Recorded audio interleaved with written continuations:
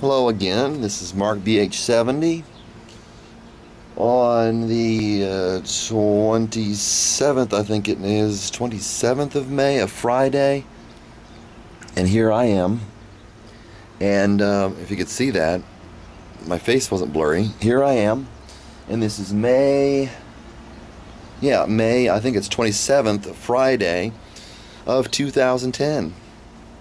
2010 gardening from seeds being planted in the moon cycle in several aspects of the moon cycle, which is supposed to, here, there are my hands, see my hands? They are supposed to inculcate certain cycle within the plant's life, supposed to, that enable it to grow without having to be watered. And I have a tomato plant that's growing, but it's very slow because we've had coldness here except for about the last few days, and I'd have to turn on my heater inside in the later stages of May. Here is a perhaps brief video, we'll see. And I got my keys here. I'm going to open up my utility door, porch utility door, or whatever you'd prefer to call it, the patio door, to access my stakes. So let's see, it's this key, and I'm walking over here. I'm going to go in front of the camera. That's me with the orange shirt. That's an orange shirt. Open up the patio door, and these old stakes have gotten, most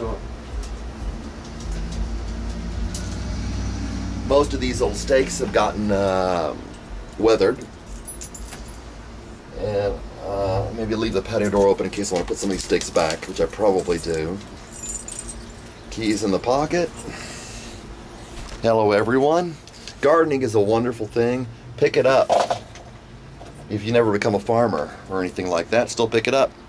So this is my pot. Well, these are my beautiful flowers, which come up from last year. They came up from last year.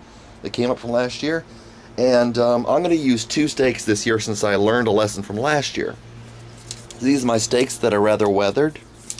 The extent of their elongation, they're fairly long stakes, which are needed for these pea plants. So, first of all, visual access to the pea plants amidst the flowers. Here is one little guy pea plant here. I'll see if you can see that. Can you see that in the video? Yeah, here is it. I think you can. Here's a pod, and here's another pod. These are Wando peas, which I think are possibly okay. And then we got a stake here. And we want to make sure not to break the stake and not to break the root system of the pea plant, which may be not that easy. And there I've wrapped the pea pod right here. It got wrapped around the stake. So that way we can have the tendrils, which are these little small things, if those are visible, in position to wrap themselves. This is one of them right here. You can see my hand probably. I don't know if you can see that tendril there. The little spindly things that wrap around the stakes that you put up. The pea plants have been doing fine for some time. Growth has been slow for whatever cause. Someone would say it's perhaps not from watering it extensively, watering it at all, in fact. We've had a tremendous amount of, as far as quantitatively, torrential rain. I mean, it's just been pouring and pouring and pouring. And torrential, I don't know. But anyway, flowers here. Here's my little pea plant amid the flowers, and it's attached to this other stuff. And which it might do. The flowers should be okay. Here is a pea plant. Here's another pea pod on there, if you can see that, and another pea pod where my thumb is. And some flowers on the pea plant, which is good, and the stake goes in. You're going to wrap this. It'll do a little wrapping around there. I'm going to stake it with the other stake here, in close proximity, so it has more than one thing to crawl on, and the stakes cannot be substantial enough to keep them. So here are my pea plants. There's a flower in front of it, a flower plant in front of it. Little pea pod, if you can see that. Another little pea pod, if you can see any of this. Another pea pod, which is very small. You can see through it. The flowers there draw insects, which are more flying insects. And so that's what I've got. The flowers and maybe some weeds. I think this is a flower here.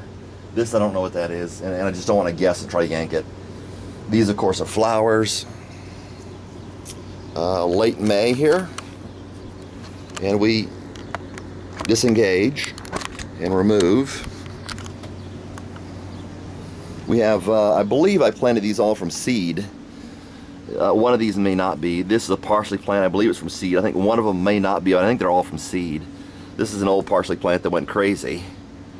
I don't think this has anything to do with it. I planted this, I believe, from seed. Parsley is delicious. Somebody was thinking I shouldn't eat on camera. Parsley. I think I got that kind of message from somebody. Here is a tomato plant, which is not getting, or had not been getting, adequate warmth and dubiously adequate sun in this positioning. These, I believe, are dill plants. There, this is a little itty bitty dill plants. They're short. See? This, I don't know what these are. I'm gonna find out what those are. I planted some spices and I just didn't mark them. This is, of course, is dill, or this, of course, is dill. Perhaps I think that's dill. And this is basil. And I think this is oregano, maybe, or some weeds or something. This is the other tomato plant. I think I planted two different types of tomato plants, but I don't remember. This, I think, is oregano. This is cilantro here. I think this is oregano. I don't know. This, of course, is another parsley plant, which I did plant by seed, I believe. One of them, I'm sure I did. And we have some little itty bitty oregano plants coming up here all over the place. They just cover. And it looks like a maple tree right here. All right. That's what we've got. Little tomato plant, little fuzz on it. That's what you get on your Roma tomatoes. This is a Roma tomato plant. And there's other stuff coming up. I don't remember what this was. I think I planted it. So that's it. Happy gardening. God bless. And try to avoid these enclosed type areas. See, if you look up, you got the beautiful sky, which may not be as... let's see if I can get the right thing here. May not be as beautiful in the picture as it is to me in vivo. Wide, and then the T, I don't know what T stands for, I forgot. Yeah, but it did the right thing. This beautiful cloud there, beautiful day here in northern Indiana. A little perspective on the clouds. See the silver lining, kind of orange lining as the sun sets. Starting to set further north. I think it's starting to set further north. Yeah, it's starting to set further north until June, in which it courses back through the southern, towards the southern hemisphere and through the southern hemisphere until mid to later part of mid-December, of course. Some other beautiful tree, which is not very visible in the camera, I don't think, in the video. Some clouds, birds chirping. To see, there's the wall right there. And this type of stuff, as you can see, the overhang, you know, that's why these are shoved all the way out here. It blocks the sun there, blocks the sun there. It's not on the ground and all that stuff, so the bugs may not have the access to it that might help it. The bees, of course, can get to it. Blocks the sun there, and then you got the railing. I don't know, it may not block too much of the sun.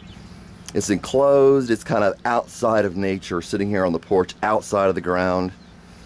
In cold weather, I'm talking really cold weather, till we got down to the 30s maybe, probably, yeah, about the 30s, maybe mid-30s, 35 degrees up here in May. It's like we're in Canada sometimes, but we're not really Canadian weather, but it's a taste of Canadian weather. It's northern United States weather. And we got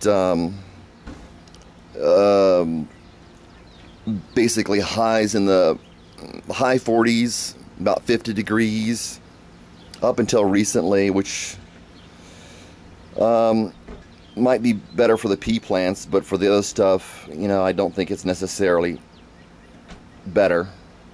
Okay, and there's our little church building over there. sun on that. Looks like it's sun's on that, but not really. Pink on that or something. Somebody driving away. Okay. God bless you. Bye.